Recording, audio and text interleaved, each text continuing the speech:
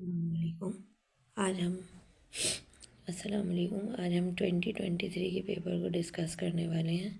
Right, 23 के paper का question number 1 है, consider the grade 10 students in mathematics in which the scores are recorded out of 50। 50 में से इन्होंने नंबर्स अलॉट किए हैं। अब ये कह रहे हैं कि the number of students who obtained more than 60% scores is. तो सबसे पहले तो आपको ये देखना है कि 50 जो मार्क्स हैं उनका 60% क्या होता है। राइट, तो उसका जो 60% है वो निकालना है आपने। तो आप क्या करेंगे, सिंपली आप 60% जो है वो सिलेक्ट करेंगे। आपने क्या करना है, 60% निकालना है। तो 60% का मतलब है 60 डिवाइडेड बाय 100 मल्टीप्लाई बाय 50। 50 क्यों लिखा है, क्योंकि 50 मार्क्स थे टोटल उसके पास। तो जब आप इसको सिंप्लीफाई कर रहे हो तो आंसर आ रहा है 30। सही है, तो इसका मतलब है कि 30 से ज़्यादा के जितने लोग हैं उनको हमें काउंट करना है। राइट, तो अगर मैं इसमें देखूँ क्वेश्चन में, तो 30 से अबव जो मार्क्स हैं वो है 32, 33, 34 एंड 35। तो ये वाली जो हमारी कैटेगरी है ये हमारा क्या है, this one is for our target class. तो if I add the numbers, 5 + 10 is 15, 15 + 6 is 21, 21 + 3 is 24। So you go with the option 24, which is the correct option, and the correct option is B. Right, now go for the next one. In this question, the Kiran and mathematics teacher took the portion opinion about the favorite topic. आपको एक pie chart दिया हुआ है जिसके अंदर trigonometry है, arithmetic है, geometry है और अलजेब्रा है। सही, यहाँ पे आपसे सेंट्रल एंगल की बात कर रहे हैं और सेंट्रल एंगल आपको किसका बताना है, ट्रिग्नोमेट्री का बताना है। तो अगर मैं सेंट्रल एंगल की बात करूँ तो सेंट्रल एंगल का फॉर्मूला जो आपके पास होता है वो होता है frequency divided by total frequency multiply by 360। ये क्या है, ये आपके पास 360 पाई चार्ट का फॉर्मूला है। अब अगर मैं फ्रीक्वेंसी देखूँ तो फ्रीक्वेंसी आपके पास है 10। अगर मैं सबको ऐड करूँ सारे सर्किल की फ्रीक्वेंसीज को तो 10 + 15 is 25, 25 + 10 is 35, 35 + 5 is 40। So you multiply with 360 and divide with 40. So your answer for question number 2 is 90 degree. हम देख लेते हैं 90 degree is our option or not. Yes, we got 90 degree. Right? Now, question number 3. The variance of 1001. Mostly इसका question आता है the variance of 1001. If I remember the formula for variance is summation x square upon n minus summation x upon n whole square. Right, अब देखिए यहाँ अगर summation x square है तो x square का मतलब है मुझे स्क्वायरिंग करनी है नंबर्स की और फिर ऐड करना है। तो 1 का स्क्वायर 1 ही होता है, 0 0 ही होता है। तो if I add all these 4 values I will got 2 divided total observation कितनी है 4 माइनस समीशन ऑफ एक्स, इन सबको ऐड करना है तब भी मेरे पास क्या आ रहा है 2 और ऑब्जर्वेशन कितनी है टोटल 4 स्क्वायर। तो if I solve this, this is 0.5 minus 0.25। Right, so आपका आंसर आएगा 0.25। Right, so your correct option is your option B. अब क्वेश्चन नंबर 4 है, in a town they measure the different recorded degrees, they ask you about the median. अब median के लिए हमें क्या करना होता है, मीडियन के लिए हमें इन सारी ऑब्जर्वेशंस को अरेंज करना है असेंडिंग या डिसेंडिंग। तो 32, फिर आएगा आपके पास 35, फिर आएगा आपके पास 36, देन 37 2 टाइम्स, फिर आएगा आपके पास 39 two times and then 41 two times, right. So यहाँ पे अगर मैं निकालूँ तो लास्ट की 4 को हम कैंसिल कर देते हैं क्योंकि हमें मिडल वाला निकालना है, और शुरू की 4 को भी हम कैंसिल कर देते हैं। तो मिड में जो मेरे पास आ रहा है वो कितना है, 37। So my correct option is A which is 37। Okay, now see this question. They gave you question number 5 में एक क्यूमुलेटिव फ्रीक्वेंसी कर्व दिया हुआ है। क्यूमुलेटिव फ्रीक्वेंसी कर्व का मतलब ये होता है कि आपने वैल्यूज़ फ्रीक्वेंसीज़ को ऐड करते जाना है हर क्लास की, यानी आप प्रीवियस वाली को ऐड करते हुए आगे बढ़ोगे। तो जैसे 5 है तो नेक्स्ट वाली 10 है, इसका मतलब है 5 + 5 किया तो नेक्स्ट क्या आ गई, 10। अब 10 में मैंने 5 + 5 + 10 किया तो 20। तो इस तरह ही सब ऐड होती जाती हैं। अब ये कह रहे हैं define the ratio of less than और इक्वल टू 35,000। 35,000 पे आपका आ रहा है 10। If you read this is your 35,000, so you read 10 over there, right. So ये आ गया आपके पास 10, और अगर मैं डिवाइड में लिखा हुआ है 50,000, तो मैं 50,000 पे अगर जाऊँ तो ये 50,000 पे आ रहा है आपके पास 50,000, this is 45, right. Just read this, ये 50,000 पे आप ऊपर ले जाओगे तो आपके पास आ रहा है 45। तो आपको रेशो निकालना है बेसिकली। 35,000 का आ रहा था 10 और 50 का आ रहा है 45। तो अगर मैं इसको सिंप्लीफाई करूँ, दिस इज़ 2 डिवाइडेड बाय 5 2 ज़ा 10, 5 9 टाइम्स 45। तो आपका करेक्ट ऑप्शन आ रहा है option number 2/9, which is your option D, right. Now go for question number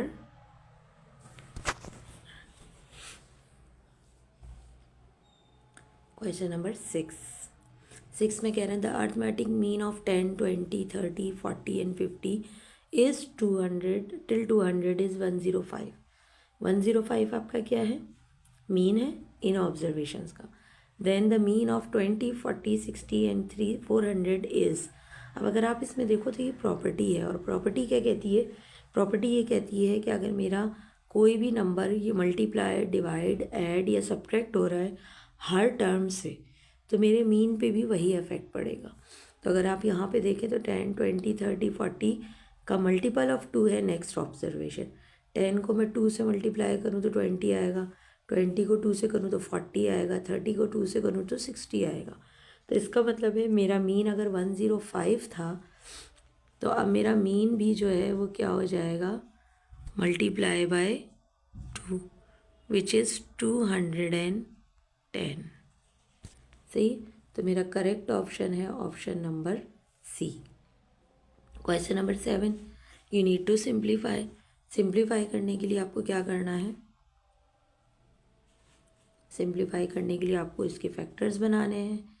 factors के लिए let's take the green one, A common ले लेंगे इसमें से ऊपर, सही है। और उसके बाद आ जाएगा आपके पास ए बी में से क्या ए कॉमन निकल गया तो बचा बी, और सॉरी आपके पास क्या होना चाहिए इस वक्त, आपके पास बी कॉमन होना चाहिए। तो B common, A plus B divided with A plus B 2 times.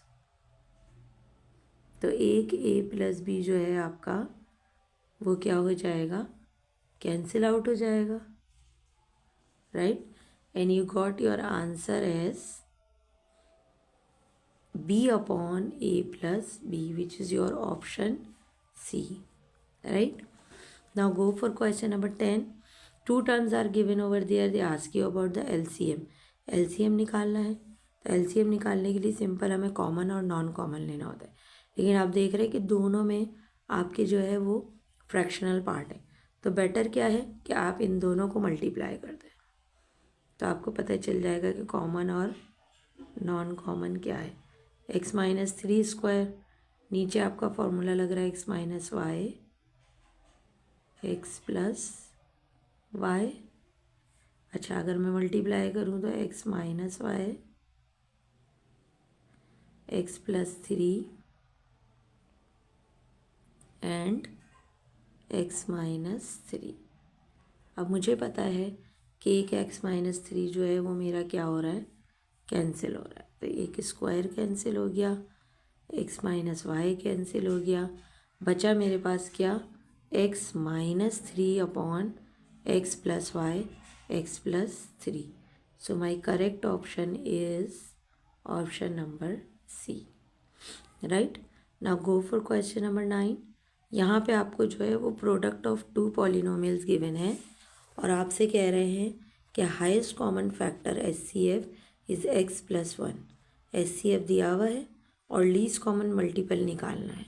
अगर मैं इसमें इक्वेशन की बात करूँ तो इस क्वेश्चन की जो इक्वेशन हम यूज़ करने वाले हैं वो है आपके पास LCM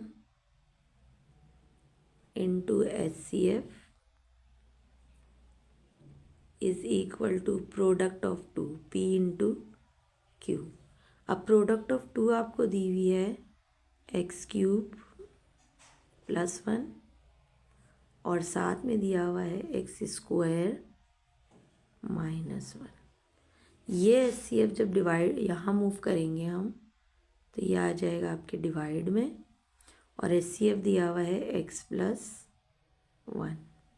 अब सिंपल आप फर्स्ट वाले ब्रैकेट को ओपन करो या फिर आप सेकंड वाले ब्रैकेट को ओपन करो, x cube plus 1 remain same, second को मैं ओपन कर रही हूँ एक्स माइनस 1, एक्स प्लस 1। सही, तो ये एक्स माइनस 1 और एक्स प्लस 1 क्या हो जाएंगे, कैंसिल हो जाएंगे, डिवाइडेड बाय एक्स प्लस 1 था और आपके पास जो आंसर है सिंपल वो आ जाएगा एक्स क्यूब प्लस 1 और X minus 1 which is your option C, right. Next question, question number 10। The positive square root of X plus 2 and X minus. Square root निकालने के लिए सबसे पहले आपको क्या करना है, फर्स्ट वाले के फैक्टर ऑलरेडी बने हुए हैं, बट अगर आप सेकंड वाला देखो तो ये फॉर्मूला है एक्स माइनस 1 होल स्क्वायर का। अब रूट निकालते हैं तो स्क्वायर कैंसिल हो जाता है, while took the root, square and root cancel हो जाता है, तो आपका आंसर आ जाएगा X plus 2 X minus 1 which is your option number A, right. Now the next one, highest common factor HCF।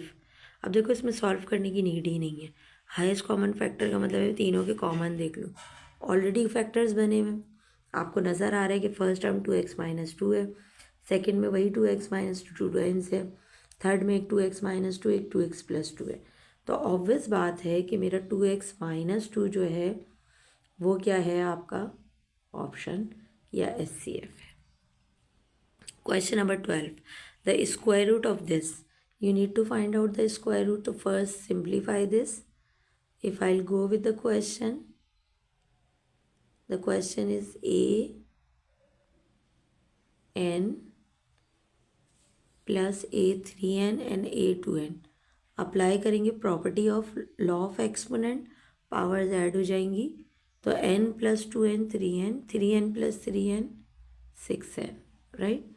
अब हमें पता है अगर मुझे रूट लेना है तो पावर हाफ लगती है, जब ये 2 और ये कैंसिल होगा तो 2 3 टाइम्स 6 होता है, तो आंसर आएगा आपका a की पावर 3n, सही। और ये आपका करेक्ट ऑप्शन है C, okay.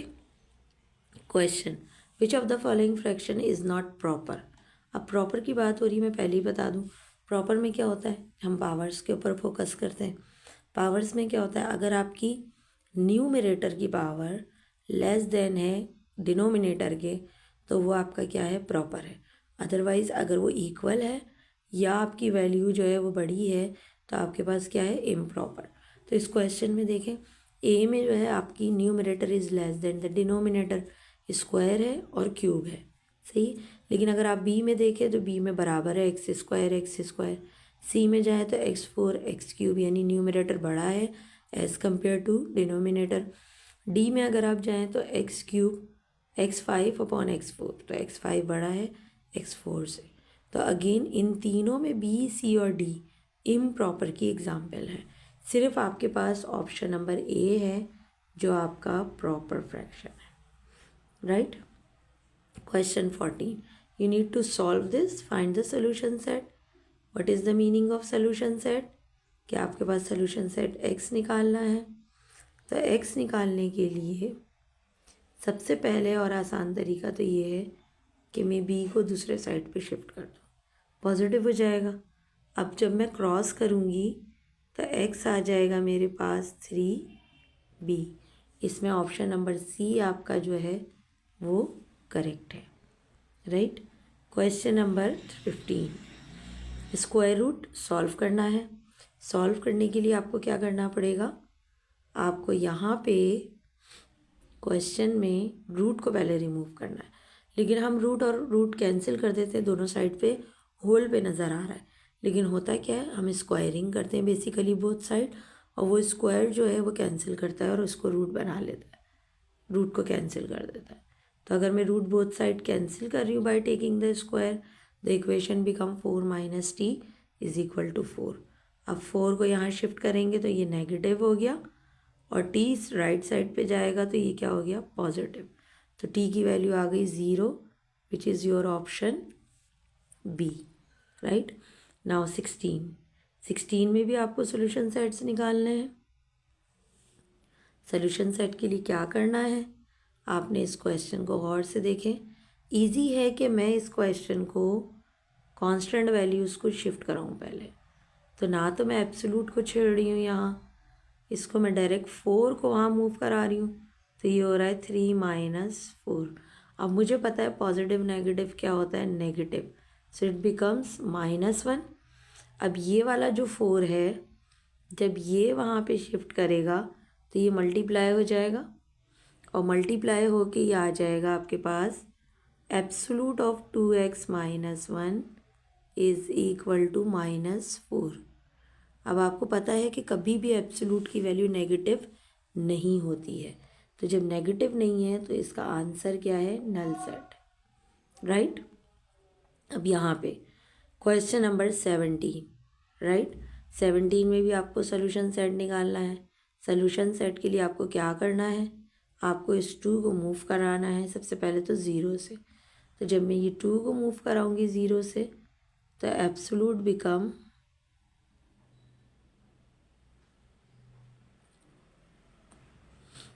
Absolute of x 2 0 से मल्टीप्लाई होकर 0 मल्टीप्लाई बाई 2 गिव्स यू 0। जब भी हम एब्सोलूट ग्रेटर देन और लेस देन 0 की बात करते हैं तो हमारे पास दो ऑप्शंस होते हैं, एक होता है x लेस देन 0 और एक होता है x greater than 0। So option number C is correct.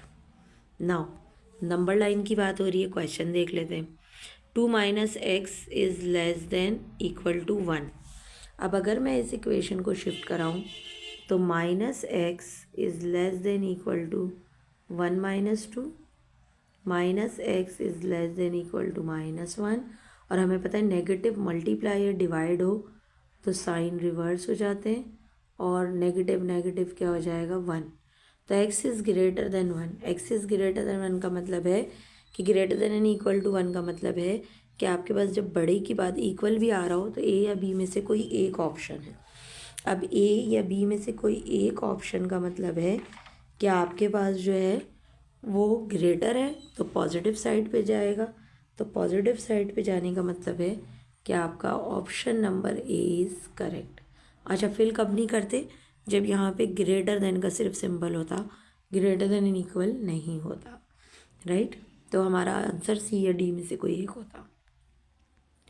Question 19 is again about the number line, but here you see कि वी हैव 2 वैल्यूज़, दोनों साइड पे दो वैल्यूज़ हैं।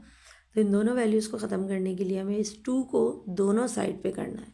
तो जब हम 2 को दोनों साइड पे मल्टीप्लाई कराएंगे तो हमारे पास ये हो जाएगा -2 less than x less than 0 into 2 is 0।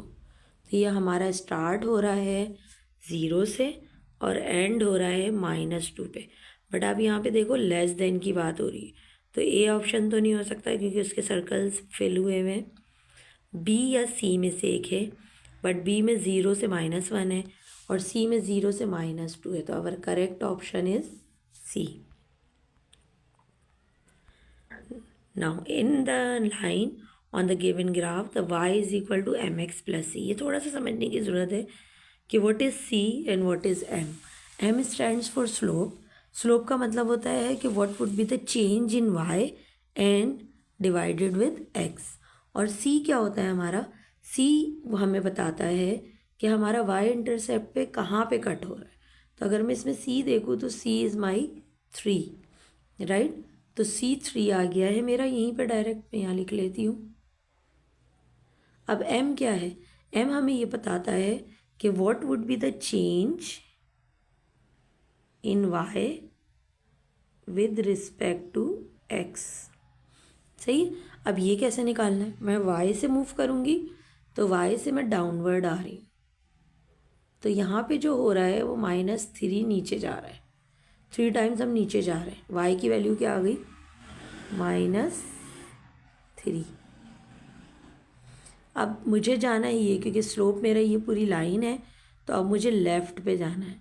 तो लेफ़्ट पे अगर मैं यहाँ से जा रही हूँ तो ये टुवर्ड्स राइट है, तो +3। तो मेरा x क्या आ गया? 3। तो आंसर आ गया -1। सही। तो मेरा स्लोप आ रहा है -1 और जो मेरा c आ रहा है वो आ रहा है 3। So option number C is your correct option, right. Question number 21. The graph represents the measure of the distance in kilometers and miles. They ask you about 25 miles. 25 miles ये नज़र आ रहा है और इसी से हमें डाउनवर्ड आना है। तो अगर मैं ऑब्जर्वेशन आपको दिखाऊं तो 25 से डाउनवर्ड आने का मतलब है कि मुझे ये सीधा आना है वहाँ तक जहाँ तक लाइन है, और फिर मैं लाइन से डाउनवर्ड आऊँगी, राइट। तो जब मैं डाउनवर्ड आ रही हूँ तो कितनी वैल्यू आ रही है? 40। This is my value, so I will go with option number C. Okay. Question number 22. On solving equation 2i 2x - y the value of y निकालना है। बेटर है कि मैं क्या करूँ, यहाँ सब्स्टिट्यूशन लगा दूँ। सबसे आसान तरीका है। तो मैं क्या करूँगी, सेकंड वाली इक्वेशन में x की जगह पे क्या लिख दूँगी? 2y, क्योंकि फर्स्ट इक्वेशन से मुझे पता चल रहा है कि ये क्या है? 2y। 4y - y is 3, 6। अब 4y को आप 3y करोगे माइनस करके, तो y आ रहा है आपका 2। So your answer is C. The solution set of quadratic equation, right. Solution set of quadratic equation. Quadratic equation है, मेरे पास दो ऑप्शंस हैं। मैं इसको ABC से करूं, या अगर मैं यहाँ कॉमन ले लूँ, x² + 2x + 1 बन जाएगा और 0 से 2 डिवाइड होके 0 ही हो जाएगा। तो ये फॉर्मूला है x + 1 होल स्क्वायर का। और अगर मैं वैल्यूज़ निकालूं तो x + 1 इज़ इक्वल टू 0 का मतलब है x की वैल्यू रिपीटेड आ रही है -1। So your answer is option number B. इसके बाद 24 पे आ जाते हैं। 24 पे हमें क्या करना है? स्टैंडर्ड फॉर्म में लिखना है। स्टैंडर्ड फॉर्म क्या होती है? आपको पहले x² लिखना होता है, फिर x लिखना होता है, फिर कांस्टेंट। लेकिन उससे पहले आपको इसको करना पड़ता है, LCM को रिमूव करना पड़ता है। तो अगर आप देख रहे हो तो सबके साथ 3 है, बट 2 के साथ 3 नहीं है। तो मैं क्या कर रही हूँ, इसके साथ 3 लगा रही हूँ, तो न्यूमरेटर भी मल्टीप्लाई हो जाएगा 3 से। तो ये हो जाएगा 6। So 2x + 5x² + 6 is equal to 0। और ये सब पे 3 है, जब वहाँ जाएगा तो ये 0 से मल्टीप्लाई होकर 0 हो जाएगा। तो मेरी टर्म आ गई 5x² - 2x + 6। स्टैंडर्ड फॉर्म में क्या होता है? पहले हम लिखते हैं x², फिर हम लिखते हैं x, फिर हम लिखते हैं 6। तो यहाँ पे जो करेक्ट ऑप्शन है आपका वो है ए 24। The nature of the quadratic equation simple है आपके पास, राइट। इसमें करना क्या है आपको इसको जो है वो सिंपल 25 में आपको सिंपल क्या करना है, ए बी सी निकालना है। अब ए क्या होगा आपका, this is your A which is 5 जो एक्स स्क्वायर के साथ होता है। बी क्या हो गया, जो एक्स के साथ होता है, तो ये आ रहा है आपका -6। और सी क्या हो गया आपके पास, जो कांस्टेंट होता है, तो वो क्या है 1। अब जब भी नेचर की बात होगी तो हमें डिस्क्रिमिनेंट निकालना है। डिस्क्रिमिनेंट क्या है, बी स्क्वायर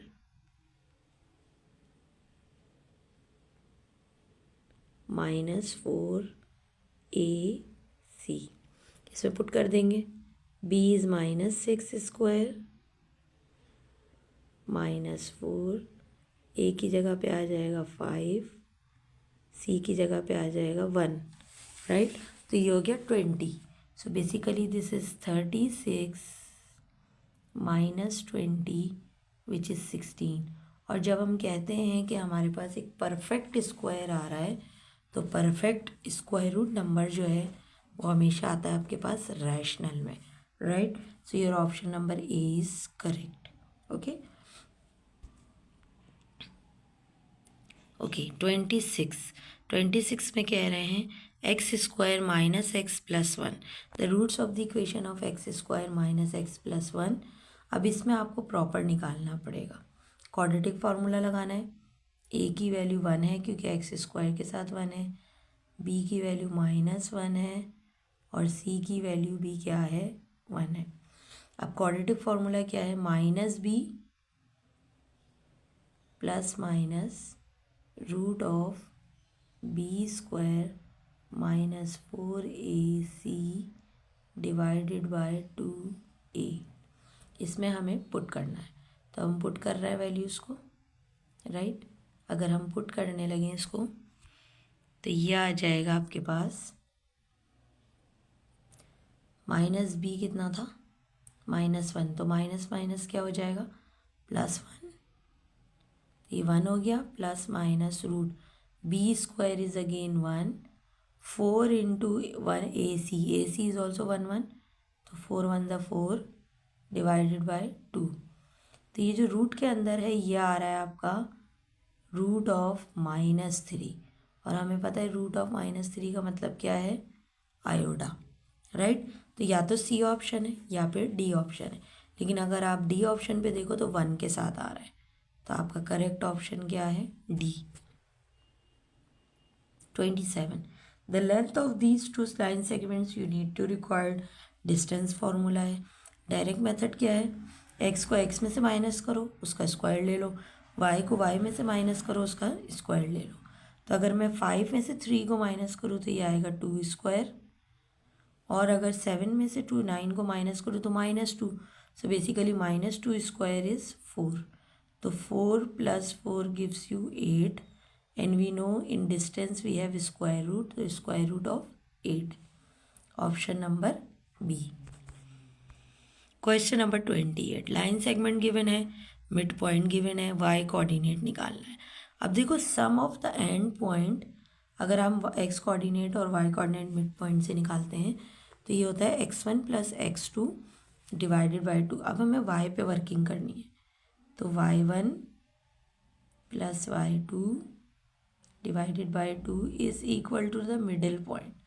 यहाँ पे जो मिडिल पॉइंट है वो है 3, सही है, और y1 और y2 एंड पॉइंट्स हैं, तो वो है 6 + y डिवाइडेड विथ 2। अब इसको सिंप्लीफाई कर लो, 2 3 ज़ा 6, और 6 जब 6 से माइनस होगा तो आंसर आएगा आपके पास 0। अगर आप चाहो तो मैं इसको फर्दर सॉल्व कर देती हूँ। 6 + y इज़ इक्वल टू 3 2 ज़ा 2 उधर जाके 6, अब ये y ही रहा, ये वाला 6 जब वहाँ जाएगा तो 0 हो जाएगा, राइट। 29, अब यहाँ से 29 से आपके पास ट्रिग्नोमेट्री स्टार्ट हो गया है। सो हम यहीं पे फिनिश करते हैं बिकॉज ट्रिग्नोमेट्री भी